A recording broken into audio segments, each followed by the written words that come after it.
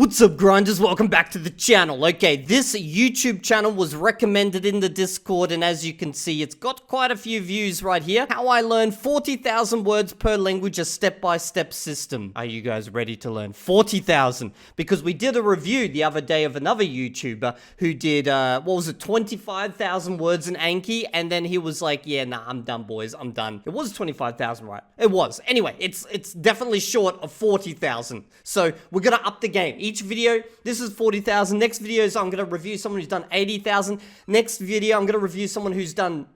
How many words? But when do we stop? Okay, let's go. Many ways will get you to fluency, but tell me if this sounds familiar. You study for hours, you put in the time, but the progress just isn't there. Oh, so we're starting with the standard marketing style intro to a video where we start with all the pain and suffering that you've gone through. And I, as a YouTuber, understand this pain and suffering, but I have the solution. And if you keep watching, I will present it. That's because you're missing an efficient, proven system. No amount of rereading your notes or immersing or just winging it will save you from wasted time. It feels like you're working, but you're just spinning your wheels. So in the next few minutes, your hands are doing a lot of work right now. You're a very expressive individual, I will give you that. Although your expressiveness doesn't quite seem to match up with the speed of your words. I'm going to show you the exact system I personally use to learn thousands of words and guarantee progress every single day. Not only can you study multiple languages at the same time, but you should. Ooh, we're going to be studying multiple languages at the same time. Okay, I've got my own thoughts on this, and you know what? I'm going to lay them out on the table for all of you guys, because clearly I'm a person who's been studying 2 languages now for the last year, and I've gone between doing 3 hours for one, and then 2 hours for the other, and then 2 hours for both.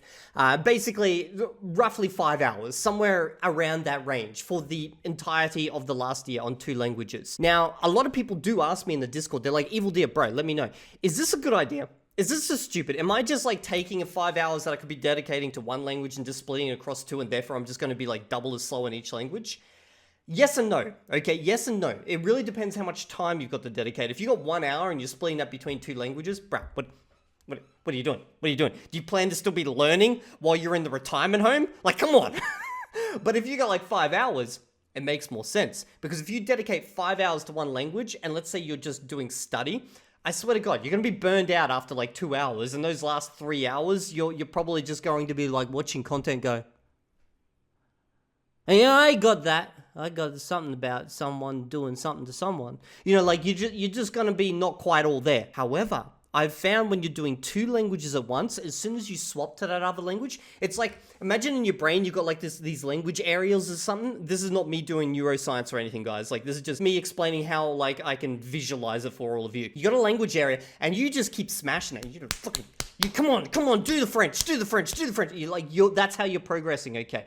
By just smashing that region of your brain. Now, after a couple of hours, your brain, that area, it can't take any more, like, violence, you know? You gotta let it rest, recoup, and then you come back at it the next day. But if you swap to another region of the brain that you've, you know, it's chill, it's over there, that's French. Wait, no, we already beat up French. We're on to Spanish now, okay? Actually, that's probably a bad idea. Don't do Spanish and French at the same time. Too related. Let's go Chinese, okay? So you got a separate region. Well, suddenly you feel refreshed. And I think it's because literally it's like you've been working one area of your brain constantly for hours. And when you swap over to another, it's like it's completely separate. It's different. It's like, you know, when you work hard at work, you feel exhausted, but then you sit down, you play a video game. Playing a video game is still like taxing, right?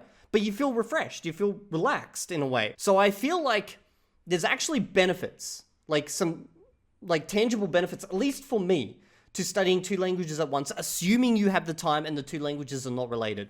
That's pretty much it. One of the most rewarding things you can do. My personal goal is to learn 30,000 words in each of... I thought he was going to say 30,000 languages. I was like, bruh, you're going to have to wait for Unicode to catch up. my languages, because I want to know everything when I'm reading and speaking. Wait, was that 30,000 words? Did I get clickbaited? Rewarding things you can do. My personal goal is to learn 30,000 words. Bro, you clickbaited me. This says 40,000. You've downed me to 30,000. 30,000 isn't as impressive as 40,000. I'm just going to be honest, okay? Like, I clicked on this because of 40,000. If it was 30,000, I wouldn't have clicked. I would be like, people have done that. It's not that impressive. Words in each of my languages because I want to know everything when I'm reading and speaking them. In the last 3 years, I learned 41,519 words across 15 languages. So that's spread across all 15 languages, you've done 40,000 words. Or is it 40,000 words per language? See, this is why I like Esperanto. And I think this actually comes from Russian. See, in Esperanto, you've got a preposition, which is po. And that actually indicates whether it is across all or if it's per one. So in English, you would say, I've done 40,000 words per language. Okay? Or you've got the opposite, which is I've done 40,000 words across all languages. You know, you got to make up all these like random constructions, like to make that make sense. But in Esperanto, it's clean. You just got a preposition. You put that little boy in there, and everyone knows that that means at a rate of. You know, it's for that language at a rate of, that language at a rate of, that language at a rate of. It's nice and clear, and I think it comes from Russian. Using this system that I'm about to show you. But hey, you don't need to go that crazy. Still, learning thousands of words is a huge task. And what I've realized over the years is that the key isn't how much you study, but how you study. And for that reason, we need a system. The most important thing you need is a daily habit combined with an efficient review process. I gotta listen to that again. Important thing you need is a daily habit. I swear to God, the first time I heard this, maybe this is just accent, I heard Delhi Hobbit. I don't know why. I'm just imagining a hobbit now, working at the deli going, okay, so what do you want? And I'm like, hey, I'll grab 1 kilo of the mincemeat over there. And he's like, all right, I'll go grab it for you. And he walks over and I'm like, go, can you put on some shoes, bro? Come on, your hair's all out everywhere. Combined with an efficient review process. So what do most people do? When it's time to study, they just reread their notes or the textbook or try to immerse with contents. This is the least effective way to study, period. I have a strange, sneaking suspicion that this is going to be a Mikkel knockoff. Just putting that out there. You read it over, you hope it sticks, and it feels productive, but it's not. This used to happen to me too. The reason this is so bad is because of something called the Ebbinghaus forgetting curve. Basically, the moment you learn something, your brain starts the process of forgetting it. It's just how we're wired. If you learn 100 new words today, you might only remember 50 of them by tomorrow. If you just randomly reread your list, you might be looking at words you already know well and missing the ones that are about to fall out of your head forever. So you need to review smarter, not harder. You need to review things right at the moment you're about to forget them. Okay, so basic spaced repetition so far, not bad. But how in the world do you keep track of all that? Well, this is where the system begins. The first step, though, is the foundation. The worst method in the world done daily will always beat the best method done once a month. I agree. It doesn't matter how good of a system you use if you're not grinding every single day. You know, this guy, I'm starting to like him. I'm already starting to I like Delhi Hobbit. He's a good guy. I would fist bump him if I could, but I'd just end up punching my monitor. So before anything else, you have to build the study habit. I love the ideas in James Clear's book, Atomic Habits. I got that book, but I don't think I've read it. Man, I gotta read it. Everyone talks about this book on like every YouTube channel. Whenever there's like some type of new secret someone wants to like show everyone, they're like, you know, I got this from the Atomic Habits. And I'm like, bro, I gotta really read this book. Apparently this book answers everyone's question. The easiest way to build a habit is to link your study time to something you already do consistently every single day, like making your morning coffee. The rule is every time you make coffee, you study. Start small. I'm serious. Even just 1 minute or reading 1 page. I agree. I still agree. That is a good idea. However, I don't like linking it to a daily habit.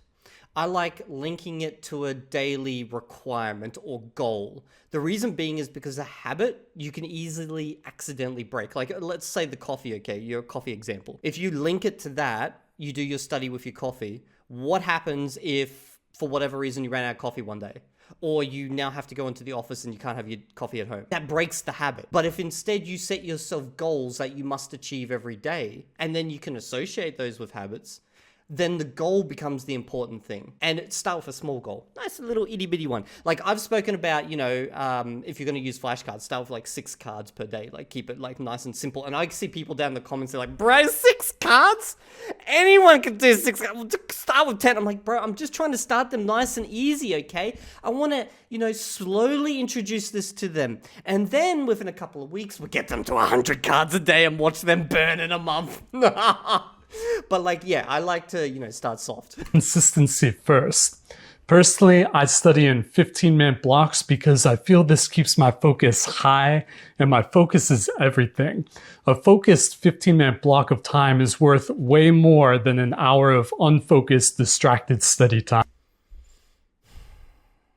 I have something to say about this, and this comes from a coding perspective as a programmer. If you have a 15-minute block, are you considering the moment that you actually start the study as the start of the 15 minutes or the moment you start wanting to start the study? The reason I ask this, is because if you're a programmer, you know what I'm talking about. It takes you a little bit to get into the flow of doing it. And that is time that is consumed. And a 15-minute block is really, really small. So it might take you a minute or two just to get the process started. Like sit down, pull out whatever it is you're going to do, figure out, that's 3 minutes gone right there. Okay? Just gone skis. If you're doing 15-minute blocks, you're going to have to do like 4 blocks a day to make any serious progress, okay? So that means you're losing probably somewhere between 10 plus 250 minutes itself, an entire block just to that getting into the process, just getting started. Okay, it's something to account for, and this is why programmers, we work using processes and procedures such as things called agile and stuff, where basically we are assigned tasks and then we're left alone. Because every time you interrupt a programmer, you basically broke their flow and their thought process, and it takes some time to get re-engaged with what they're doing. And it's the same with learning a language. It's a lot of work. It can be. It depends how you do it. Like there is certain methods such as the automatic language growth method, ALG, which it's a lot easier. Just sit down, hit play, and just watch some content. But again, that's also inefficient in other ways. I just like to talk about all the little details here. This is 15-minute block seems a bit small. I'd say half an hour block would be the safe bet. Okay, so once you have your daily study habit in place, now we need to examine what you do during that time. You need an inflow of new words and phrases. This part should be fun. You can use all kinds of things: textbooks, comics, listening to music, watching videos, whatever you enjoy.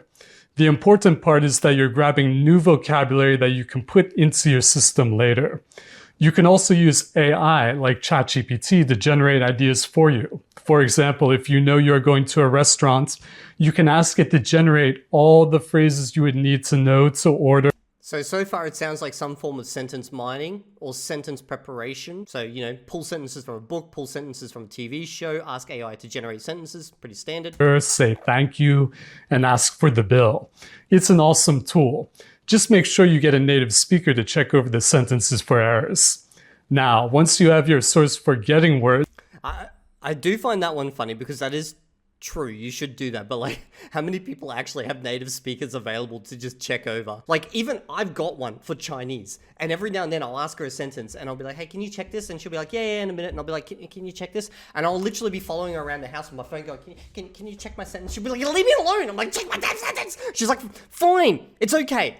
And I'm like, so what's that mean? And she's like, it's okay. What do you want from me? And I'm like, is it okay as in it's understandable okay? But a native would cringe hearing that sentence? Or is it okay as in it's acceptable, it's good, but it could be improved? And she'd be like, fuck, bro, why do you... I don't know. You need to review them. This brings us to the engine of our system, the Spaced Repetition System, or SRS. This is the secret to reviewing efficiently. Instead of guessing what... You know what I found quite interesting about this video so far? I thought we were going to be introduced to some random repackaged system. And so far, what we've been introduced to is a standard learning procedure for learning a language. Grab some books, mind some sentences, use an SRS system. This stuff's all pretty standard so far. How does this lead to 40,000 words? The study, you use a program. The most popular one is called Anki. It's basically a super-powered flashcard app that uses an algorithm to show you a word right before you forget it. Yeah, so like all of this is so standard so far. Okay, I just let him talk. Let him talk. People, you guys always like, you get angry at me in the comments section. Like, bro, just let them finish their thoughts. Completely automates the forgetting curve problem we talked about. The program remembers everything for you and even modifies its algorithm based on your memory data. So you spend the least amount of time reviewing for the most possible memory gain. It's great. But taking it a step further, not all flashcards are created equal. You want to make your flashcards as enriched as possible. A flashcard with just the foreign word on one side and the English on the other, that's the least effective kind because it has no context. I agree with the Delhi Hobbit. Instead, you should include the full sentence where the word appeared. You can include an audio file of the word or the sentence being spoken. You can even add a picture to help you remember. Extensions like Migaku can help automate this process to save time. And for those really difficult words, something else that is highly effective is using mnemonics. These are little memory hooks. Okay. Are we getting to the Mikkel part? I'm sorry. Like, it's not like Mikkel owns, mnemonics. He like, hell, I spoke about mnemonics before he even had a freaking YouTube channel, but still, he's the guy who's like all on the mnemonic train, okay? He's like, ride my mnemonic train, baby. For example, to remember that the Japanese word Ohayo means good morning, you can think of a bunch of people in the state of Ohio waking up and all saying, No, don't do that. Don't do that. See, this is the problem. No. Okay. The reason you shouldn't do this is because the sounds of I've spoken about this so many times. The sounds of your target language, most likely, but maybe in some cases it's not the case, but most likely do not match up to your native language. A great example is with Chinese. Chinese has two sounds, an SH sound and an X sound. And here's the difference. Sh, sh, sh, sh. So how do you associate that with like an English word? So you've got, let me think of one. Shu and su. So it's like, how do you do that? Like, what do you associate? Do you just associate an SH sounding word to both of them? A better way to do it, if you want to go the mnemonics route, is to assign sounds to images and then use those, like the actual, like in the language itself. Say it's Chinese, you assign the X sound to, I don't know, a sun, okay? And the SH sound to, I don't know, freaking a dinosaur. And then you can create little like funny stories around the words if you to do that. But realistically, even for Chinese, it's just better off just learning what those individual sounds mean, and then they become mnemonics in themselves. But yeah, I'm not a great fan of this. Maybe it works a lot better for related languages, say, English to Spanish, English to German, stuff like that. But for more far-off languages, it's basically, it's not a universal solution. And if you make too many of these mnemonics, they all get jumbled up in your head. Good morning to each other. It's a silly picture, but it creates a powerful hook in your minds that you won't forget. Okay, so now for the final principle. The problem is the mnemonic will stick in your mind sometimes stronger and longer than the actual word itself. For example, I studied Japanese in high school. We used mnemonics to remember the hiragana. I still remember some of the hiragana to this day. And I remember one recently while I was reviewing in a live stream. It's let me try to pronounce this correctly. To. Okay. So that's the one. It looks like a little round shape with a thing popping out of it, okay? Basically, it looks like a toe with a pin in it. So I visualized that hiragana. I then went to the mnemonic. Ow, I got a pin stuck in my toe. And then I remembered it's to. After all these years, I still have to go via the mnemonic. Now, maybe if I actually learned Japanese to fluency and I was using this daily, then that mnemonic would disappear. But I found that mnemonics can help you get there quicker, but they can also hang around and be a hindrance down the track. They basically create like a temporary barrier. One more thing that research shows is the most effective technique for putting information into your long-term memory. Instead of just passively reading your flashcards, you need to use active recall. Think of active recall like building muscle. In the gym, you have to strain your muscles for them to come back stronger. Likewise, by straining your mind and searching for the information, it helps build the neural pathways stronger. I do see this association happen a lot where people talk about, languages is like learning a language is exercise to the mind, just like you would do exercise to the body. And That makes me think, and I have floated this idea a few times before. If we are working out our mind like you would work out your muscles, doesn't that mean your mind would therefore need rest days? Because your muscles do. But your muscles need rest days because it's literally rebuilding the damaged cells. But what about your brain? Does it need rest days? Would rest days actually be of benefit? And therefore, would it be actually better if you're learning two languages at once to do language A on Monday, language B on Tuesday, language A on Wednesday? Like you're almost letting that part of your brain rest and recoup. I don't know. I haven't experimented with that. I don't even know how I could track progress with that, but it's an interesting thought. Which commits that vocabulary to long-term memory. It is so powerful. You can do this by making special kinds of flashcards. One way is called closed deletion. You add the sentence in the foreign language with the word you are learning missing with just a blank.